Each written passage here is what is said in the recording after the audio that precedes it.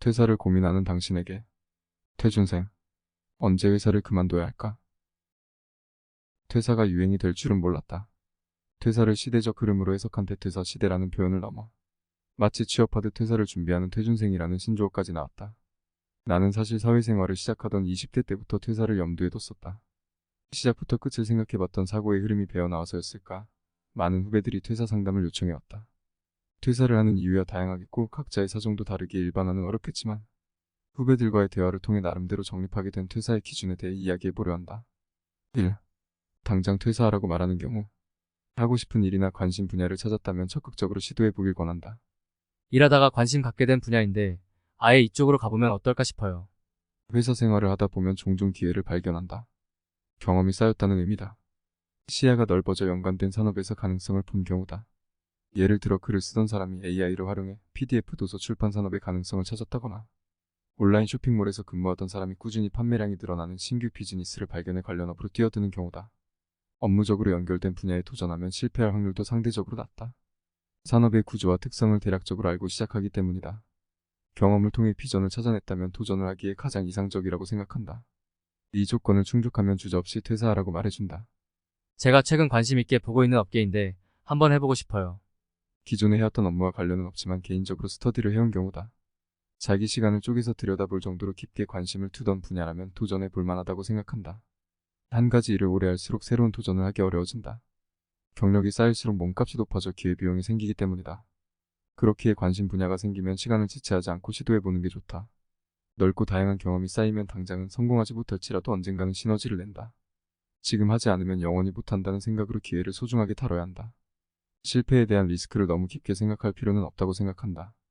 지금 하고 있는 일도 애당초 경험이 있던 건 아니다. 도전이 빠를수록 다시 재기할 수 있는 기회도 주어진다. 늘 하고 싶던 일이었어요. 마음에 품어둔 일이 있던 케이스다. 하고 싶던 일은 가급적 해보길 권한다.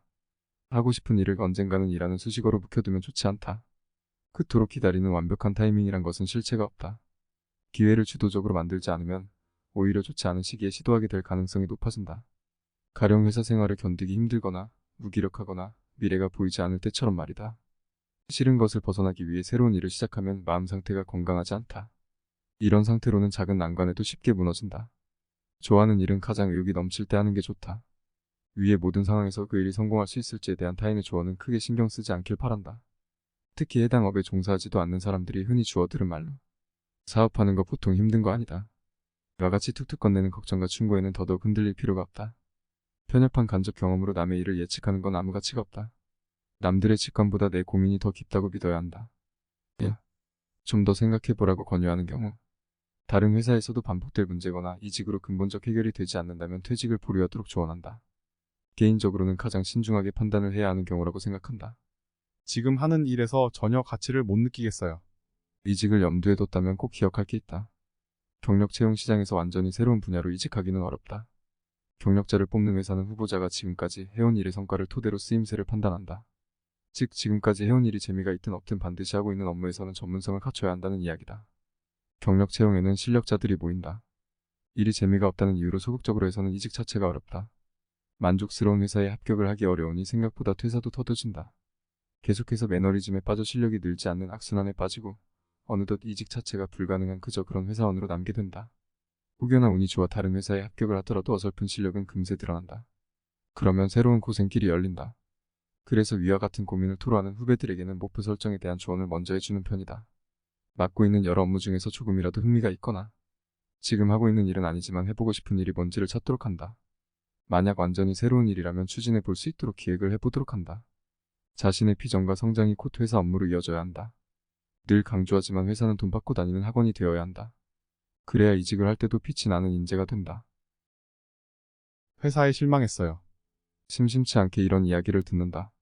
나의 노력과 헌신을 회사가 알아주지 않아서, 기대했던 보상과 처우가 생각에 미치지 못해서, 나를 믿지 못하고 관리 감독이 필요한 대상으로 여겨서 등 이유도 다양하다. 결론부터 말하자면 회사에 삐지면 자기만 손해다. 마치 화가 나서 밥을 안 먹겠다고 고집을 피우는 아이처럼 말이다. 순전히 당신의 잘못이다. 아쉬운 점이 있다면 커뮤니케이션을 해야 한다. 회사가 나를 몰라준다고 넘겨짚지 말아야 한다. 말을 하지 않으면 상사는 당신이 화가 났다는 것은커녕 화가 날 만한 상황이라고 생각지도 못하고 있을 가능성이 더 높다. 일단 이야기를 하면 원하는 것을 당장 얻지 못하더라도 부채 의식을 안겨줄 수 있다. 법인을 상대로 삐지지 말자. 회사는 사고 기능이 있는 인격체가 아니다. 박 과장이랑 도저히 같이 일 못하겠어요. 사실 이런 상황이 회사 생활에서 가장 괴로운 순간이라고 생각한다.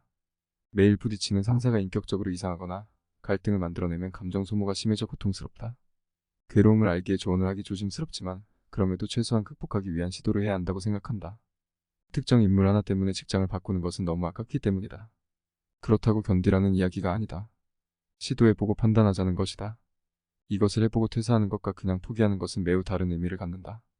왜냐하면 이런 상황은 이직한 회사에서도 충분히 다시 일어날 수 있는 상황이기 때문이다. 어느 조직을 가더라도 이상한 사람은 있다는 또라이 총량의 법칙이라는 말도 있지 않은가. 도망치는 게 능사가 아니다. 의외로 효과가 좋은 방법은 사무실 밖에서 당사자와 둘이 식사를 하거나 커피를 마시며 대화를 갖는 것이다. 당신이 왜 힘든지를 덤덤하고 솔직하게 말하면 인성에 문제가 있는 사람이 아닌 이상 태도의 변화가 일어난다. 어쩌면 당신에게 왜 가혹하게 하는지 이유를 알게 될 수도 있다. 서로의 생각을 확인하면 간극을 채워나가기가 쉬워진다. 3. 알아서 하라고 말해주는 경우. 주관적인 기준이 우선시되는 상황에서는 판단을 본인에게 맡긴다. 대표적으로 연봉, 워라밸, 조직 문화 등이 있다. 이 중에서도 연봉 문제는 가장 해결이 어렵다. 회사는 다른 어떤 요구보다 연봉 인상 요구를 받아들이길 꺼린다. 기본급 인상은 영구적으로 비용을 상승시켜 부담스럽기 때문이다. 또 한두 명의 요구를 들어주기 시작하면 형평성 문제가 도미노 쓰러지듯 붉어진다. 연봉 문제로 이직을 결심하기 전에는 본인이 시장에서 더 높은 가치를 인정받을 수 있는지 객관적으로 판단해야 한다. 또 다른 고려점으로는 이직하려는 회사의 근무 강도 문화를 체크해봐야 한다. 이런 부분에 대한 사전조사가 꼼꼼하지 않으면 연봉은 올랐지만 시급으로는 변화가 없는 낭패를 볼 수도 있다. 워라밸 역시 개인이 판단할 문제라고 생각한다. 만약 워라밸이 나빠서 퇴사까지 고려할 정도라면 특정 시즌에 야근이 몰리는 상황인지 1년 내내 야근이 계속되는지를 살펴보자. 후자라면 퇴사를 고려해 볼 필요가 있다. 인력이 절대적으로 부족하거나 조직 전체가 업무 효율화를 이뤄내지 못했다는 이야기다. 이런 경우엔 개인의 노력으로 상황을 개선하기 어렵다. 만약 경영진도 한참 전부터 알고 있는 문제라면 단기간에 해결되기 어렵다고 봐야 한다. 괴로움이 보람보다 크고 오래 지속할 자신이 없다면 퇴직이 낫다고 생각한다. 만약 팀에서 혼자만 야근을 하고 있다면 확인해야 할 문제가 있다. 업무 분장이 제대로 안 돼서 일이 쏠리고 있거나 일을 효율적으로 해내지 못하고 있다는 이야기다. 만약 전자라면 조직장에게 분장을 새롭게 요구해야 한다. 후자라면 적성에 맞는 업무를 찾아 부서 이동을 해보는 것도 좋다. 조직 문화 역시 주관적인 영역이다. 조직 문화는 큰 회사일수록 쉽게 바뀌지 않는다. 견딜만 하다면 괜찮지만 매일같이 감정이 상할 정도라면 정신 건강을 위해 손절을 고려해봐도 좋다. 만약 한두 명이 나쁜 조직 문화를 만들어내는 게 원인이라면 그들과 거리를 두고 헤어질 날을 기다리거나 공식적으로 고충을 접수해보는 것도 시도해볼 만하다. 퇴사까지 감수하는 마당에 못할 일이 뭐가 있겠나. 하지만 회사 전반적인 문화가 맞지 않는다면 이직을 고려해볼 만하다. 오늘의 아사이트는 여기까지입니다. 다음 이야기도 기대해주세요.